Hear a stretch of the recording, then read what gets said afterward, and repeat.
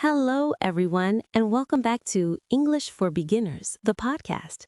I'm Jasmine. And I'm Mark. It's so great to be here with you all today. Absolutely, Mark. Today we have a super important and interesting topic for our lovely listeners. We're going to talk about feelings. Yes, feelings. It's something we all have, right? Happy, sad, excited, all of them. And learning to talk about them in English is a fantastic step in your language journey. It really is.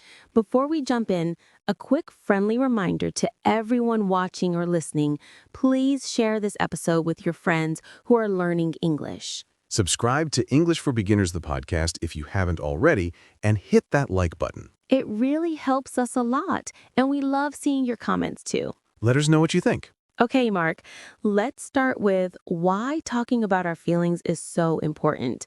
Sometimes it can feel a little bit difficult, right? Yes, it can, but it's so good for us, Jasmine. When we talk about how we feel, it helps our mental health. It's like letting out a little bit of what's inside. Exactly. It's not good to keep everything inside. And when we express our feelings, it helps us with communication. People understand this better. That's true. If I'm feeling happy, and I tell you, Jasmine, I'm so happy today, you understand me better. And it helps our relationships too, with friends, with family. Oh, totally. If I'm feeling a bit sad and I tell my friend, I'm feeling sad today, my friend can say, oh, I'm sorry to hear that. Can I help? It builds a stronger connection. It's like a little bridge between people. That's a great way to put it, Jasmine. So talking about feelings is good for our mind, good for understanding each other, and good for our friendships. Wow. Yes. Wow. Now, for our amazing English learners, let's go over some basic words for feelings. These are words you hear every day. Absolutely. Let's start with some easy ones. The first one everyone knows is happy. Yes, when you smile, when you laugh, you are happy. Like right now, I'm feeling happy talking to you, Jasmine. Me too, Mark. Then we have sad, when you cry, when you feel a bit down. Oh yeah, like when it rains all day and you wanted to go outside, you might feel a bit sad, right? And then there's angry, when you feel hot. Maybe you want to shout a little. Like when you miss the bus, you might feel a little angry. Oh yes, that's a good one. And what about tired? When you want to sleep. Oh, I feel tired sometimes after a long day of talking on podcasts. Just kidding. But seriously, after a long day, you feel tired. Good one. And excited when something good is going to happen, like before a holiday trip. You feel so excited. Yay! Exactly.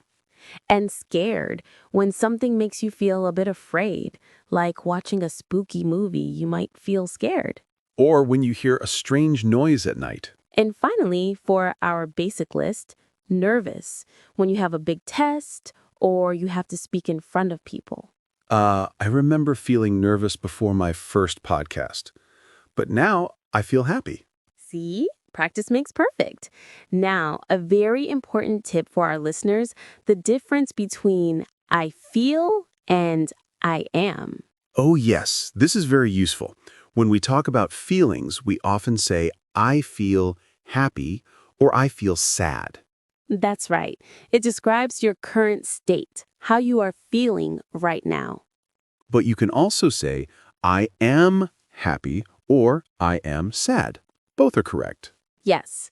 So you can say, I feel tired or I am tired. Both mean the same thing. Don't worry too much about the difference at this stage. Just pick one and use it. Perfect advice, Jasmine. Okay, now let's try some more specific feelings.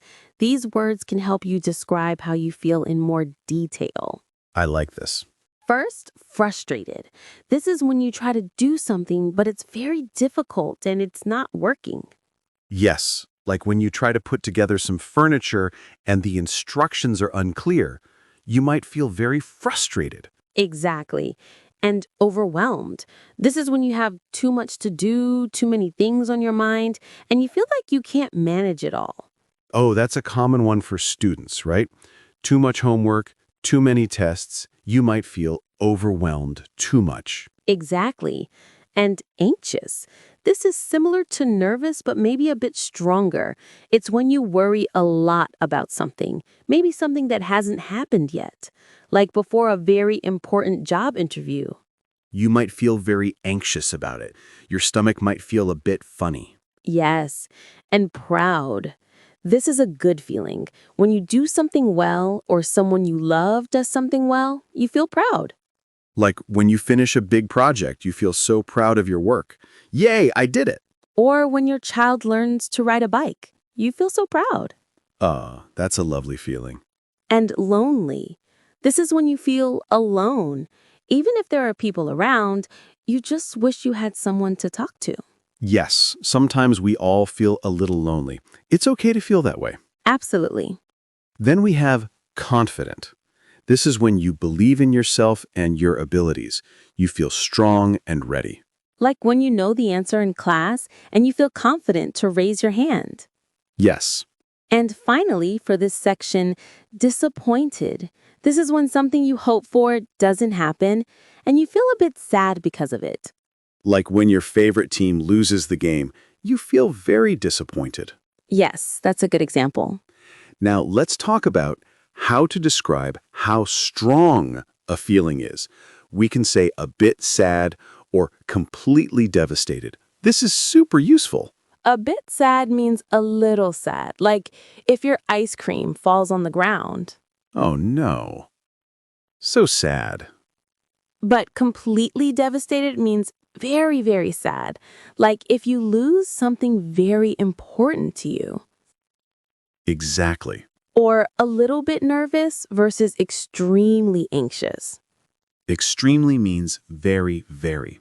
So you can add words like a bit, a little, very, really, completely, or extremely to show how strong your feeling is.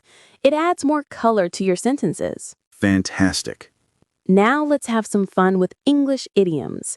These are phrases where the meaning isn't always clear, but they are very common. I love idioms. They make English sound so natural. The first one is, I'm on cloud 9. This means you are extremely happy, like you are floating in the sky. My vacation starts tomorrow. I'm on cloud 9. That's a great feeling. Then, I'm feeling under the weather. This means you are feeling a bit sick. I can't come to the party tonight. I'm feeling under the weather. Yes, it's a nice way to say you're not feeling well. Next, he's walking on eggshells. Ooh, this one is interesting. If someone is walking on eggshells, it means they're being very careful not to upset someone because that person is easily angered or sensitive. Yes, like fragile eggs. You don't want to break them. And finally, it broke my heart. This means something made you very, very sad. Like when my dog ran away, it broke my heart. Oh, that's so sad, Mark. These idioms are really fun, but they take a little practice to remember. They do, but hearing them and using them will make them stick. So we've talked about how to say how we feel. Now, how do we ask others how they are feeling? Yes, it shows you care. A simple one is, how are you? But if you want to know more, you can ask, how are you really feeling? That's a good one. It shows you are truly interested. Or if someone looks a little sad, you can ask, do you want to talk about it? Perfect. And another one if someone seems deep in thought or worried. You can say, is something on your mind? Ooh, I like that one, Jasmine. It means, are you thinking about something difficult or are you worried? These are very gentle ways to ask. These questions are so helpful for connecting with people. And after someone shares their feelings, how do we respond? We want to be kind and understanding. We call this empathy. Yes, empathy means understanding and sharing the feelings of another person. So if someone tells you they are sad, you can say, that must be really hard. It shows you understand their situation. Or, I understand how you feel. Yes. And another good one is, I'm here for you. This is so powerful.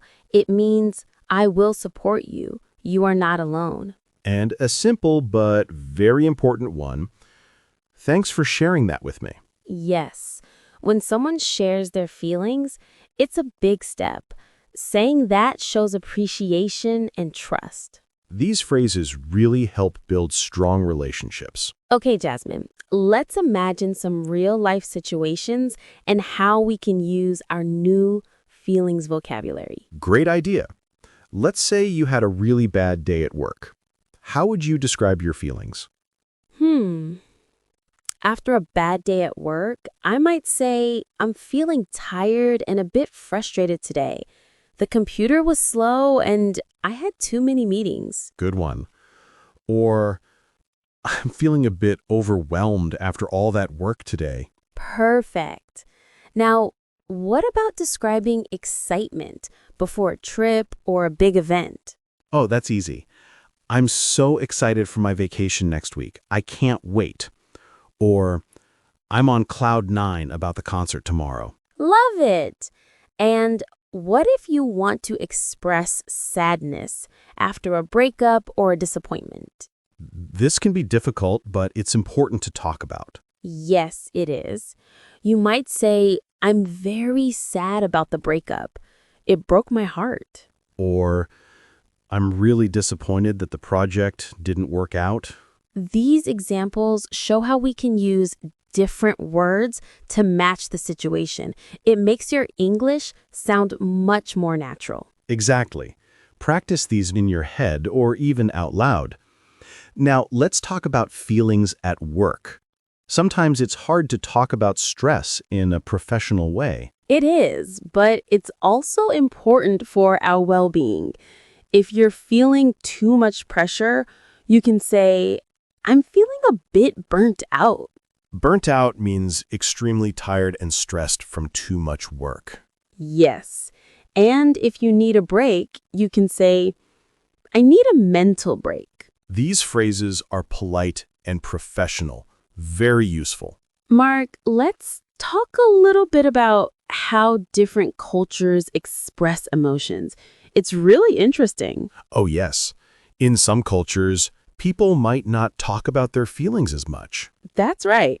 And in other cultures, it might be normal to share how you feel openly. Sometimes English can feel a bit more direct about feelings compared to some other languages. Yes, in English-speaking cultures, expressing feelings clearly is often seen as a good thing.